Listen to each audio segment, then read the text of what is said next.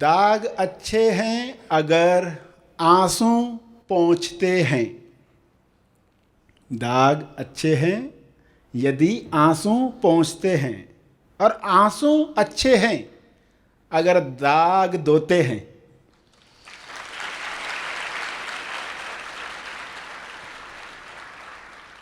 इस पंक्ति का अर्थ समझें।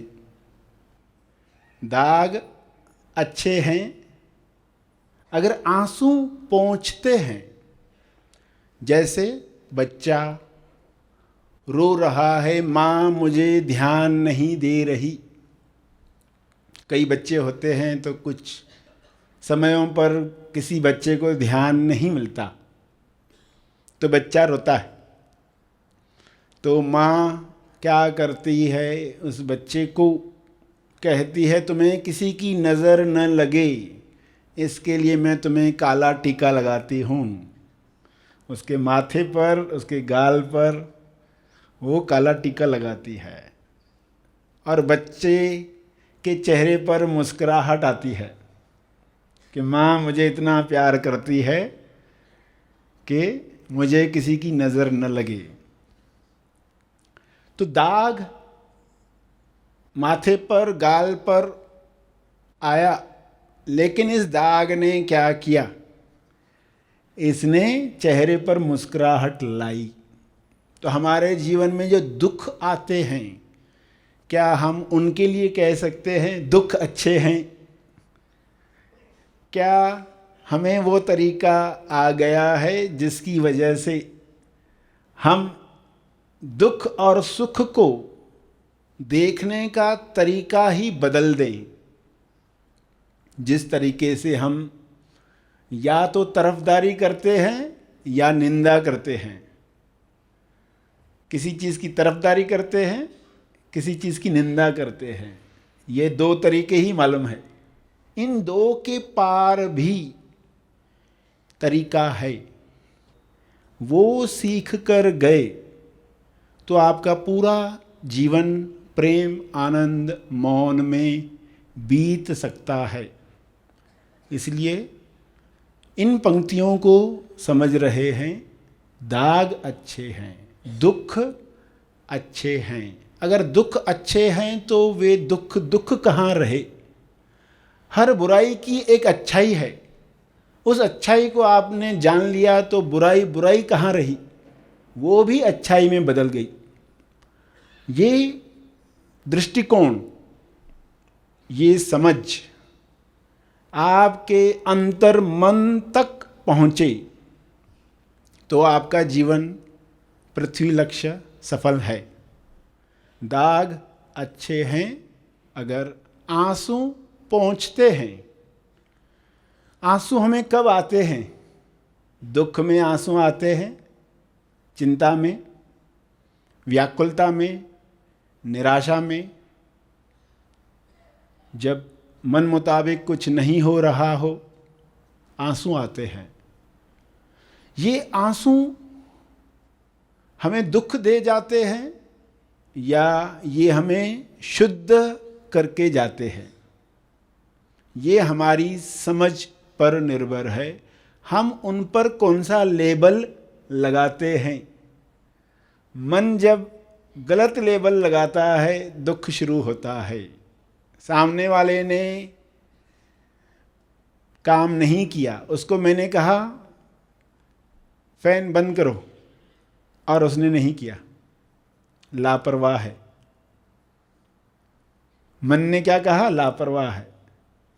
और इंसान ने मान लिया कि वो लापरवाह है।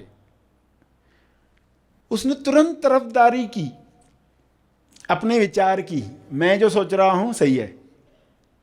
मगर कई और बातें हो सकती है। हो सकता है उसने सुना ही ना हो सकता है वो कुछ और बंद करके गया हो। क्या नहीं हो सकता, वो आपकी मदद न करके भी मदद कर रहा हो। कई घटनाएं होती है ना, जब लोग हमारे मन मुताबिक नहीं करते तब हम आत्मनिर्भर बनते हैं। उन्होंने आपकी मदद की, मदद न करके उन्होंने आपकी मदद की। मन तुरंत लेबल लगाता है, दुख में डालता है, तब हमारे अंदर दुखद भावना तैयार होती है। इमोशन जिनको कहते हैं, एक इमोशन आता है बॉडी पर और हमें अच्छा नहीं लगता, दाग लगता है, भारीपन, सीने पर भारीपन लगता है, सीने में जलन, आंखों में परेशानी का तूफान, आंसुओं का तूफान क्यों है? इस शहर में हर शख्स शान से परे क्यों है? क्यों इंसान शान से परे है? यानी परेशान। इंसान परे क्यों है? उसकी शानदार अभिव्यक्ति क्यों नहीं हो रही? क्योंकि वो दाग को दाग करके देखता है, दुख को दुख करके देखता है। उस दुख के पीछे कौन है? विचारों के पीछे कौन है? विचारों को साक्षी होकर देखने वाला कौन है? उसकी जागृति अगर हो गई तो विचार आपको परेशान करना बंद कर देंगे। जो पीछे है वो जागृत होना चाहिए। अब तक आप खुद को शरीर या विचार, मन मानकर जी रहे थे। अब आपको जीने की नई राह मिल रही है। इन विचारों के पीछे बेबंद साक्षी कौन है? बेबंद यानी जो बंधा हुआ नहीं है, जो सदैव आज़ाद है, वह बेबंद साक्षी जागृत हो जाए और आप दुख को, दाग को ऐसे देखें जिससे आपके शरीर पर उठने वाला इमोशन दुखद न आए, और आए भी तो भी आप उसको ऐसे देख पाएं जैसे ये आपके साथ नहीं है, आपके लिए है। आप पर नहीं है मगर आपके लिए है, आपको जगाने के लिए है, आपके लिए निमित्त है। इसको ऐसे समझें कि आप कैंची चला रहे हैं कपड़े पर, तो कैंची में अगर इमोशन है, कैंची में अगर दुखद इमोशन है, गुस्से का इमोशन है, नफरत का इमोशन है, तुलना का, डर का, घृणा का, तो फिर भी तो आप कपड़ा काटने वाले हैं, क्योंकि आपको मालूम है ये मेरी कैंची में है, मुझ में नहीं है। ये इमोशन उस कैंची में है जो मैं इस्तेमाल कर रहा हूं मगर मेरे साथ नहीं है। अगर इतना ही आपको क्लियरली दिख रहा है तो आप कपड़ा काटते वक्त अपनी एकाग्रता नहीं खोएंगे। आपकी कटिंग परफेक्ट कटिंग होगी, आपकी ड्रेस जो बनेगी परफेक्ट बनने वाली है।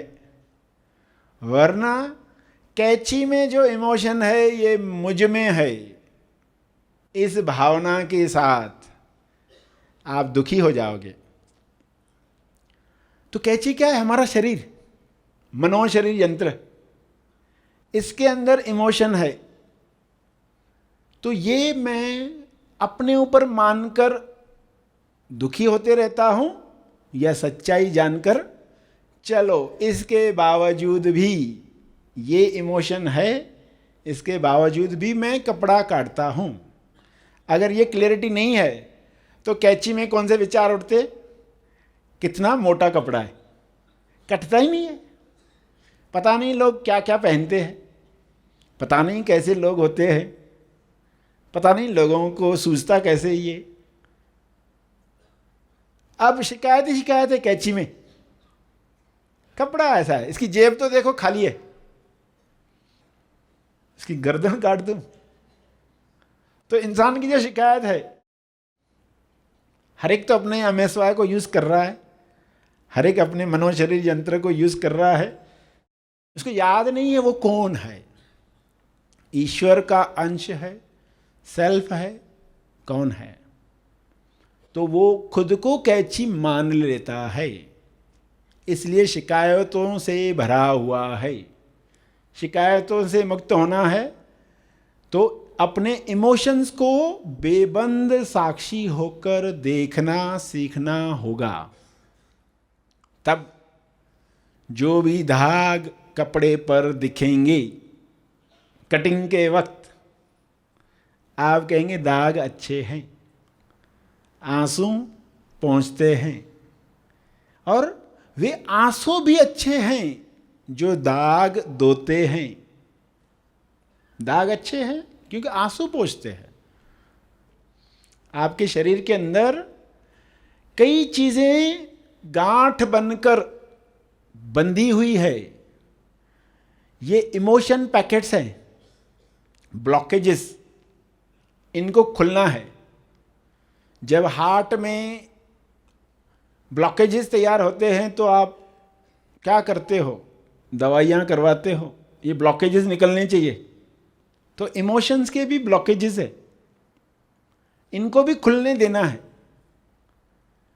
तो आंसुओं में उनको बह जाने दो।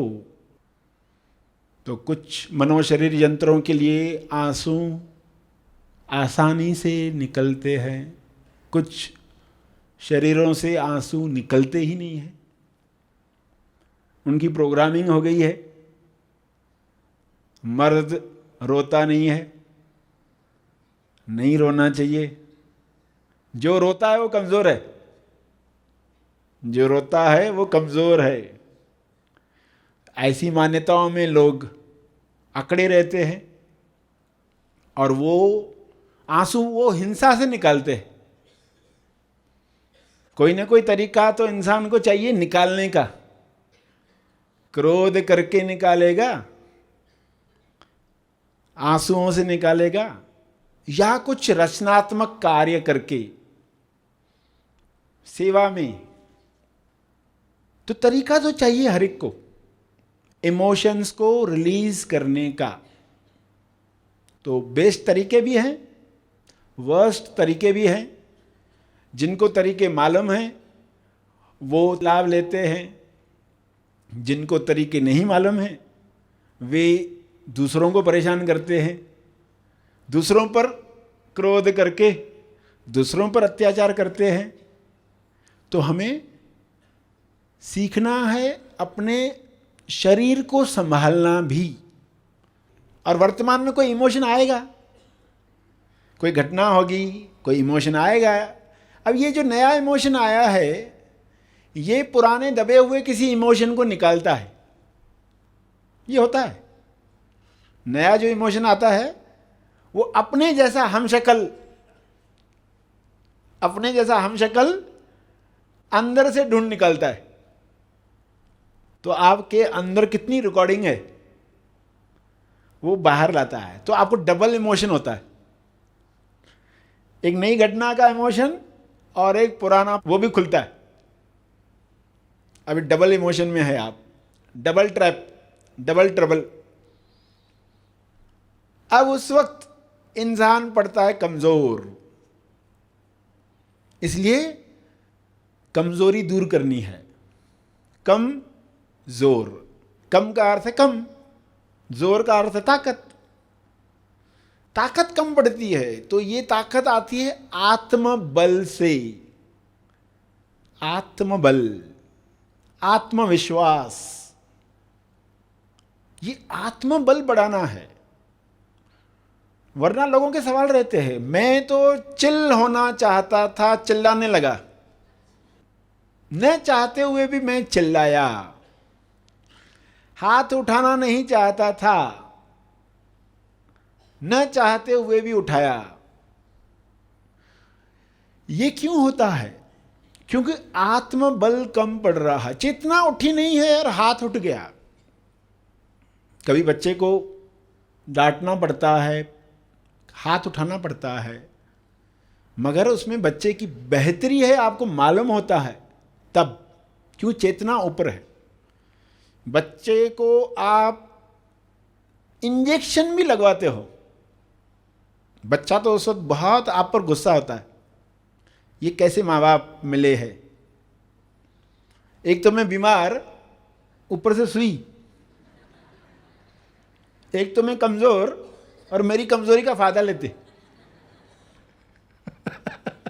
बच्चा अपने हिसाब से परफेक्ट सही है, मगर आपकी चेतना हाई है। आप कहते हो अभी दर्द होने दो, इन्फेक्शन दूर होगी, वायरस मरेगा, जरूरी है, तो ये करना पड़ता है। मगर पहले चेतना को उठाना, पहले आत्मबल, और इस आत्मबल के लिए आपको अपने मनोशरीर यंत्र पर भी काम करना है। ये मंदिर है तो उसमें व्यसन डालने बंद करने हैं और धीरे धीरे उसको तैयार करना है। अपनी भावनाओं को देखना सीखना है। अपनी भावनाओं को कैसे देखें, कोई इमोशन ऊपर की तरफ जाता है, कोई नीचे की तरफ जाता है, कोई दाएं, कोई बाएं, कोई सेंटर। तो उस वक्त अगर आपने उसे देखा बेबंद साक्षी होकर, बेबंद साक्षी होकर यानी बिना अटैचमेंट, अलगाव के साथ देखना है। अलगाव, जैसे किसी और का है ये बॉडी, ये कैंची आप इस्तेमाल कर रहे हैं, आप वो कैंची नहीं हैं। कैसे देखोगे? वैसे देखने वाले हैं। तो फिर जो भावना बढ़ते जा रही थी और उस बढ़ने में आप गलत निर्णय लेने वाले थे, चिल्लाने वाले थे, उस पर रोक लग गई। चिल्लाने वाले थे ना, क्यों? चिल्लाने से क्या होता है? रिलीफ मिलता है। गालियां देने से क्या होता है? सामने वाले को गाली दी तो क्या होता है? अच्छा लगता है। मैंने भी सुना दी, अच्छा लग रहा है। अभी टीचर ने पूछा था विद्यार्थी से कि गाली क्या होती है, तो बच्चे ने कहा गाली यानी ऐसे अशुद्ध शब्द जिनको बोलने के बाद, जिनको उच्चारण के बाद अच्छा लगता है। तो लोगों को राहत चाहिए, इमोशन को देखने की कला नहीं चाहिए, लोगों को राहत चाहिए कि हम चीखेंगे चिल्लाएंगे, थोड़ा रिलीफ मिलता है, थोड़ा अच्छा लगता है। और जिनको मौका नहीं मिलता है चीखने चिल्लाने का, वो बेचारा गुट गुट कर मरता है अंदर, बोल ही नहीं पा रहा हूं, अंदर ही अंदर दबाता है।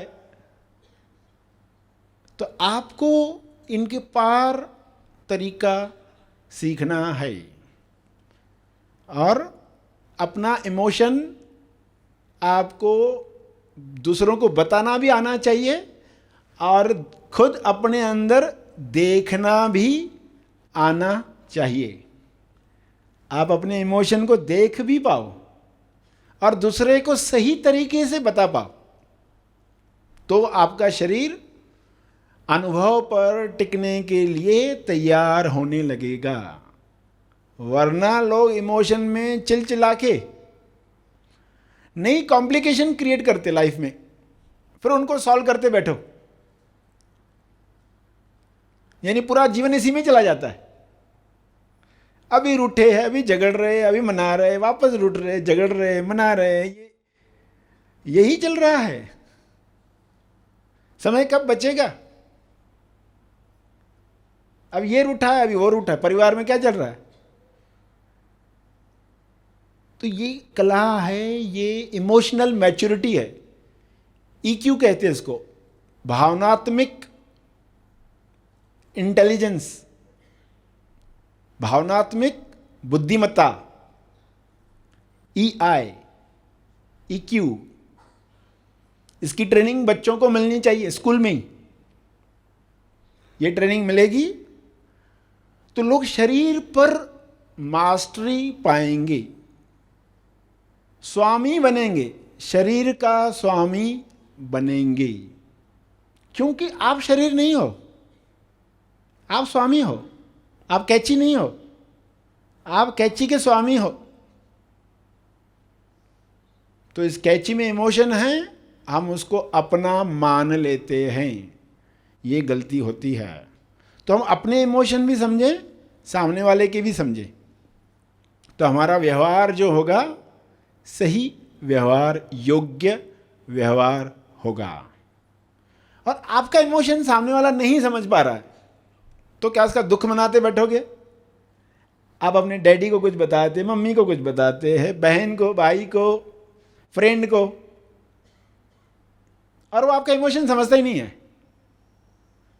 आपको चिढ़ लगती, कैसे स्वार्थी मित्र, मेरे इमोशन को समझते ही नहीं है। जरूरी नहीं सभी आपके इमोशन समझेंगे, कुछ समझेंगे, कुछ नहीं समझेंगे। जैसे कि लड़का घर आया रात को, माँ ने दरवाज़ा खोला, इतनी लेट क्यों आए? लड़के ने कहा मैं इमोशनल फिल्म देखने गया था, इमोशनल फिल्म देखने गया था। फिल्म का नाम था प्यारी माँ, प्यारी माँ। तो माँ ने कहा ठीक है मैं समझ गई, अब अंदर जाकर जुल्मी बाप देखो।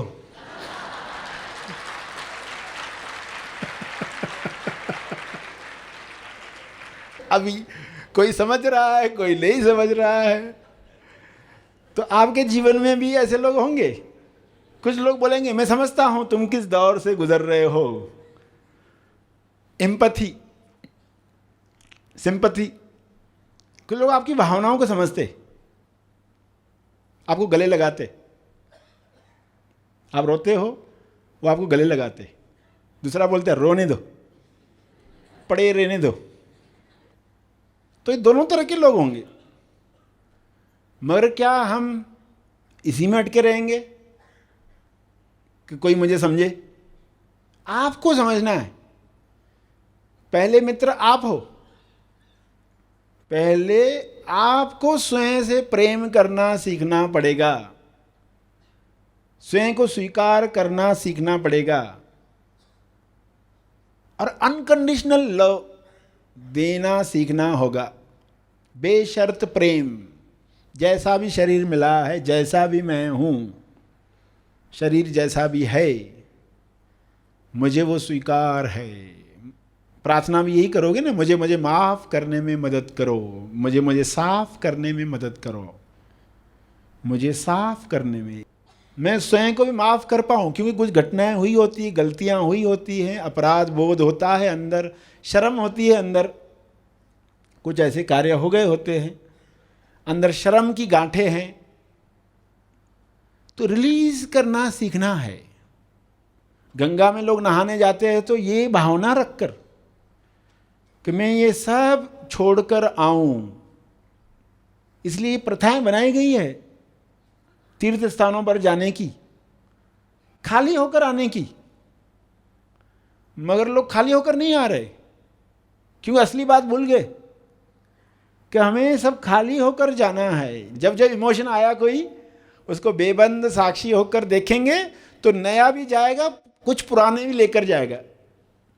नया तो जाएगा ही जाएगा, कुछ पुराने भी उखाड़ कर लेकर जाएगा। तो कितना अच्छा हो गया। दाग अच्छे हैं, दाग अच्छे हैं, दुख अच्छे हैं। यानी आपकी उम्र बढ़ने के साथ आप प्योर प्योर होते जा रहे हो। और ये ज्ञान नहीं है तो उम्र बढ़ने के साथ क्या होता है? और अकड़ बढ़ते जाती है, और अशुद्ध होते जाते हैं, और लोगों के प्रति नफरत बढ़ती जाती है। मुझे मालूम है लोग ऐसे ही हैं, ये सुधरने वाले नहीं है कभी, ये सब ऐसे ही चलने वाला है। यही वर्णन करते रहते, यही वजूद में आता है। नियम है, जो वर्णन करोगे वो वजूद में आएगा। जो चीज़ को दोहराते रहोगे वही आपके जीवन में आने वाला है। लोग बुरे हैं बोलते रहो, कुदरत तथास्तु तथास्तु कहते रहती है। अच्छा लोग बुरे हैं क्या? तथास्तु। यानी तुम्हें ऐसे लोग मिलेंगे, बाकी लोगों को नहीं। तुम्हें तो डेफिनेटली ऐसे लोग मिलने वाले हैं। तो आप गंगा नहा रहे हैं, यानी खुद को शुद्ध कर रहे हैं, उम्र के साथ, समय के साथ प्योर होते जा रहे हैं। और ये अच्छा है कि लोग कम उम्र में ही ये बातें सीख रहे हैं, ताकि उनके शरीर के द्वारा ईश्वर की अभिव्यक्ति उच्चतम हो। अब बीच में बाधा है वृत्तियां। ये वृत्तियां, ये पैटर्न, ये इमोशन, इनको रिलीज करने की कला भी आनी चाहिए। इस कला को सीखने के लिए आप कम जोर को ज्यादा जोर बना रहे हैं। कम जोर को ज्यादा जोर, यानी जोरदार कन्विक्शन, जोरदार कन्विक्शन। कन्विक्शन यानी दृढ़ता, दृढ़ता है, आत्मविश्वास, संकल्प शक्ति, भावना, इंटेंशन कि अब मुझे सत्य के राह पर चलना है, नो मैटर व्हाट, क्या भी हो जाए, क्या भी डीएस आए। डीएस यानी दिखावटी सत्य। दिखावटी सत्य ने बाहर से लगता है कि ये बुरा हो गया, पर्सन इंटरव्यू में फेल हो गया, बुरा हो गया, मगर वो खुद को कहे ये हरी इच्छा है, बुरा हो गया ना, ये हरी इच्छा है। अब हरी इच्छा पार्ट 2 भी आएगी। पर्सन इंटरव्यू में फेल हो गया, कुछ समय के बाद मालूम पड़ गया वो कंपनी बंद हो गई।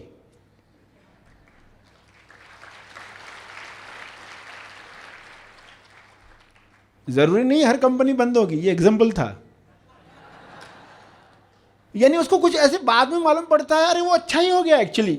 सालों के बाद तो लोग कहते हैं अरे अच्छा हो गया वो, मगर उस वक्त बहुत परेशानी, बहुत दुख, अरे मैं फेल हो गया, अरे ऐसा हो गया, ऐसा हो गया। अरे अभी हरी इच्छा पार्ट 2 को आने दो, अभी गिर गए ना तुम, ये हरी इच्छा पार्ट 1 है, हरी इच्छा पार्ट 2 को आने दो। तो आप इमोशन को देखने की कला सीख जाओगे, दृढ़ता आएगी, कमजोरी दूर होगी। लोग सवाल पूछते रहते, मुझे गुस्सा है मैं क्या करूं, गुस्सा आता है मैं क्या करूं, डर आता है क्या करूं। उस वक्त तुम नहीं कर सकते, ये पहले ही काम करना है, पहले ही तैयारी करनी है, तब जाकर आप उस घड़ी संभाल पाओगे। तो अपनी ताकत बढ़ाओ, मनोशरीर यंत्र की ताकत बढ़ाओ, आत्म बल बढ़ाओ, तो फिर कमजोर नहीं पड़ेंगे। जब ऐसे क्षण आएंगे जब आपके ऊपर हावी होंगे इमोशन, तब सूझेगा नहीं कुछ आपको। तो ये अभ्यास किया रहेगा, तब आप श्वास पर ध्यान देंगे। पहले श्वास अंदर गई, बाहर आई, थोड़ी देर, फिर थोड़ा बल महसूस होगा। ये श्वास बंद नहीं करना। लोगों से ये गलती होती है, जब अचानक कोई इमोशन का हमला होता है, उनकी श्वास जैसे रुक जाती है। कोई इंसान है, उसको आधी रात को फोन आया, क्या होता है पता नहीं किसका फोन है।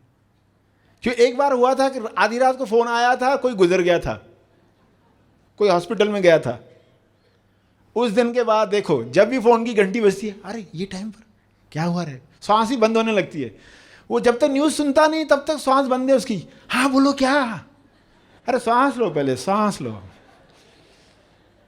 ये प्रैक्टिस करनी पड़ेगी। फोन पर बात करने से पहले 2-4 श्वास लो लंबी। क्यों, श्वास नहीं ली ना तो गांठ बंधती है। श्वास रोककर जब आप बैड न्यूज सुनते हो, श्वास रोककर जब आप बैड न्यूज सुनते हो, उसकी गांठ बंधती है अंदर। तो ये ज्ञान मिलना चाहिए सभी को कि कैसे हमें बैड न्यूज सुनना है, और सुनना भी है तो बेबंद साक्षी होकर, सुनना भी है तो गलत लेबल न लगाकर। दाग अच्छे हैं, दुख अच्छे हैं। ये हरी इच्छा पार्ट 1 है, अभी हरी इच्छा पार्ट 2 भी है। खुद को बोल पाओ तब बैड न्यूज सुनकर, ये हरी इच्छा पार्ट 1 है, तुम्हें जो लगे अच्छा वही मेरी इच्छा। जब आप ये बोल पाओगे तो आप इमोशन को रिलीज करोगे, स्वीकार करोगे, रिलीज करोगे। सर धन्यवाद। बचपन से भी मुझे इसकी मतलब बहुत चाह थी कि अध्यात्म कैसे, इसको कैसे जाना जाए, खुद को कैसा जाना जाए। और बहुत जगह पे मैं जाके भी आया था, बट वो सही रास्ता नहीं मिला था। बट थ्योरेटिकली सब जगह थे कि ध्यान करो, तो ध्यान करना है तो एक लक्ष्य पे, केंद्र बिंदु पे लक्ष्य केंद्रित करो। वो सब किया बट हो नहीं रहा था, अंदर से कुछ हो नहीं। यहाँ पे जब ध्यान साधना की तब पता चला कि अच्छा ठीक है, अपने तेज स्थान पे ध्यान करना है। तब वो सही से हुआ और तब वो सुकून मिला कि अच्छा ठीक है, हम यहाँ पे जा सकते हैं। और वो अनुभूति और वो अनुभव मैं शब्दों में भी नहीं बता सकता, वो यहाँ पे हुआ। इसके लिए मैं सरसी को बहुत धन्यवाद देता हूँ और आगे भी श्रवण करके इस राह पे चलने की प्रार्थना करता हूँ। बहुत अच्छा, धन्यवाद सरसी। इसके पहले मुझे बहुत विचार आते थे, विचारों से परेशान भी होता था, बट अभी ध्यान साधना करने के बाद वो विचारों पर कैसे कंट्रोल करना है वो सही तरीके से सीख पाए। बहुत अच्छा, धन्यवाद sir. Happy thought. Enlightened master sir Shri निर्मित the Maha Aasmani magic of awakening retreat journey to self realisation. यह 5 दिवसीय निवासी शिविर आपको चिंता रहित, भयमुक्त, सरल और शक्तिशाली जीवन प्रदान करता है। यह शिविर होने जा रहा है मनन आश्रम पर। धन्यवाद।